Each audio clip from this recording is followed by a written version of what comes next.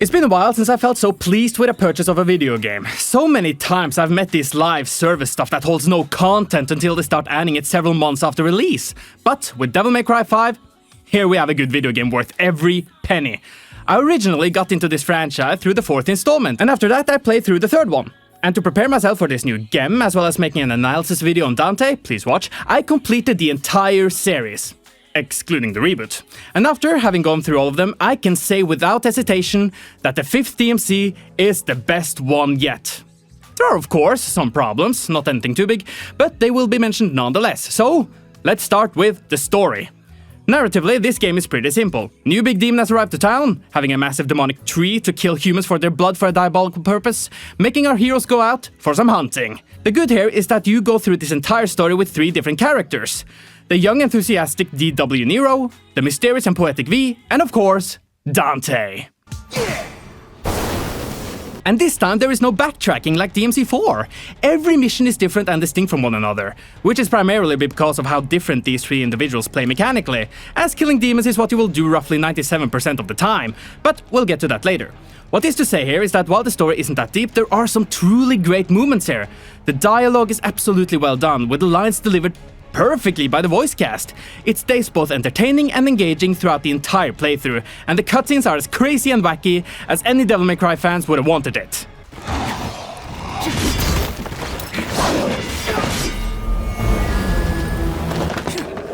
Though while I do enjoy the dialogue, I personally have an annoyance towards the character known as Nico, who is the one creating the demon-killing prosthetics for our youngest devil hunter. While the actress did a good job, some of the lines she utters are childish? I know that's rich, considering some of the stuff we've had in the previous games, but when we have jokes like this... Do you have any idea where that's been? Up your butt? I don't really laugh, but that may be a preference thing. Though when Nero works with a weapon artist, that's when I'll give her a pass. Nothing against her functionality in the game, but again, her characters only works for me when Nero plays off of her. It's a bit difficult talking about the real grievances I have with this game's narrative, as they all lay in the spoiler territory, consisting of some plot holes and one rather big turnaround at the very end of the game. It doesn't ruin it in any sort of way, but it did make my eyebrow reach towards the sky when it happened, so here's a spoiler warning.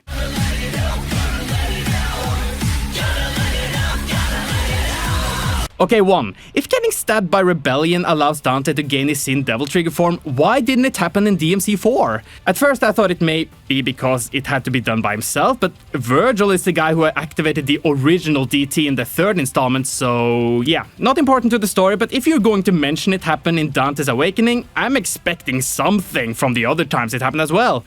But whatever, the biggest problem I have in the entire writing is that Vergil pretty much suffers no consequences after killing an entire city. It's like the developers forgot what happened. Or maybe it's somewhere in the journal somewhere or whatever. But he gets the Qlipoth fruit and its power, and even allowed to have a healthy relationship with his younger twin now, but no mention of the thousands of dead people? I just find that weird.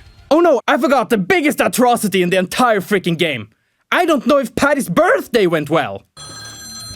Asshole! So yeah. A well-placed and interesting story, with good voice acting, dialogue and moments to remember, with a tint of cheese. 1 or 2 things holding it back, but not to the point of ruining it. The way the story is well done, the gameplay is the primary reason for buying a Devil May Cry game, and by all that is holy, this one is so much fun. Dante, Nero and V play so extremely different from one another that it is insane. Our focused protagonist have lost his Devil Bringer, meaning that our previously mentioned artisan has to create what is called Devil Breakers, which you either can buy directly from the girl or find around the world. All of these different metal hands have different abilities. The one you get first, Overture, allows you to push demons close by away, which is relatively simple, whereas the one called Ragtime allows you to slow time. However, if you push down the special button for a few seconds, they will have a super ability. The prior of the 2 will create a bomb, which you can shoot with your gun, while the latter one will stop time entirely around the arena. Every single one of them gives you so much to play with, but you can't change between them haphazardly, as you have to destroy one to use the next one in the queue. So if Nero is a lot of fun, then Dante, this guy, okay, so we have so many weapons for him that it's just insane. He has swords, guns, nunchucks, even a freaking hat! Woo! And just like DMC 3 and 4, you can choose what style you want to play with. Gunslinger, Trickster, Swordmaster, and Royal Guard. With just a touch of the D-pad, you can quickly change between them on the go, creating some stylish combos, which is pretty much the entire reason for playing this game. Looking awesome, allowing you to taunt all over the place. And finally, there's V. At first I was a bit unsure how to feel about him, as he is all about staying away from your enemies, using your own demons to do the fighting. But after some use, I've come to like him. Still, he is my least favorite of the bunch. But that doesn't mean I dislike him. He has the best taunts though. However, you will start with almost no moves. You have to buy them with red orbs, which you can gain by killing demons, finding them laying around, etc. You can actually buy these orbs with real money, terrifying me at first, thinking that they may have made it so that it's really time-consuming in collecting them in the first place, but that is luckily not the case. It's really easy to buy stuff. You gain so much after every mission, making me feel relieved. So, microtransactions, no problem. There are some negatives here as well, though, again, just like the story part, they are small. The first worth mentioning is that the last 4 missions in this 20-mission game are simply just boss fights. Now, don't get me wrong, every boss in DMC 5 is amazing, except Gilgamesh, and I have nothing against the last ones, but it felt a bit rushed. Another thing is that there is multiplayer here, and when you actually play with friends, it is insanely entertaining. I've tried it.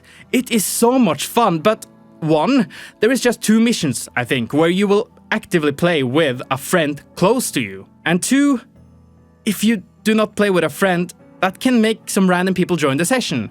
Which isn't inherently bad, but every time somebody jumps in while I played, the game froze for like half a second. It was horrible every time. Luckily, they should be able to fix this with a patch.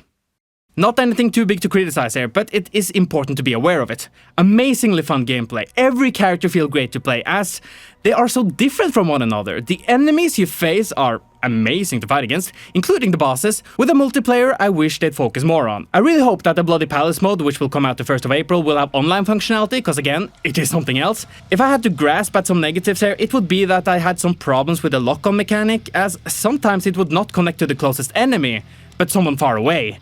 And then you have a special mode with Dante that makes it easy on all of the difficulties. Human, Devil Hunter, and Son of Sparta. Working as easy, medium, and hard. Again, this special mode that it gets is really easy to use, and it makes it all just a cakewalk. But gameplay is not the only thing that is golden. The presentation itself is something to behold. Just look at the game. Sure, I can't run it in 4K, but look at this freaking game. It's gorgeous. The graphics look insane. When they told us that the game would run in the RE engine, some worry was felt, as I thought they would focus on look over gameplay. But nope. It plays as well as it looks. Not a single issue with the frame rate, aside from once with a cutscene, but it never happened again. The music is actually godlike, and I'm not talking about the Devil Trigger song. Just the ambience. Ugh. Though a bit tired of this freaking piano tune. Good. Finally made it. You will hear that a couple of times. Though here we actually do have my biggest issue with this game. The environments are all rather similar. You have bloody devilish landscape, broken city, and high in the clouds. The primary reason for the familiar feeling is probably the muted colors. Sometimes it is even difficult to see if Dante has a red coat. There are times where you will see it done well. Though aside from that, it is excellent. Definitely if you have played the previous DMCs, as fan service is strong with this one. Nice. Getting the band back together, huh? I think that's everything there is, to be honest. A well-paced story with great voice acting, with minor problems making me feel that the 3rd installment is the best narratively, but not gameplay-wise, as here, there is full control to the character. With so many options where to be on what weapons you'd like to use with Dante, what devil breakers you want to equip on Nero, or how you want to use the demons controlled by V. It is so highly replayable. Some missions even allows you to play as different characters, making you see that chapter from a different perspective. And seeing more of this game is just a joy, as the graphics, music, and design is jaw-dropping. Game director Hideaki Itsuno apparently has said that this will be his final DMC game, and if that is the case, all I can say is good job, you beautiful man. Not only did you save this franchise, you have now perfected it. Can't wait to see what you will do next. But until then, I'm KingJ.Grim, or the guy who's going to stream Bloody Palace in a couple of days, whatever you prefer, and I'll see you guys next time.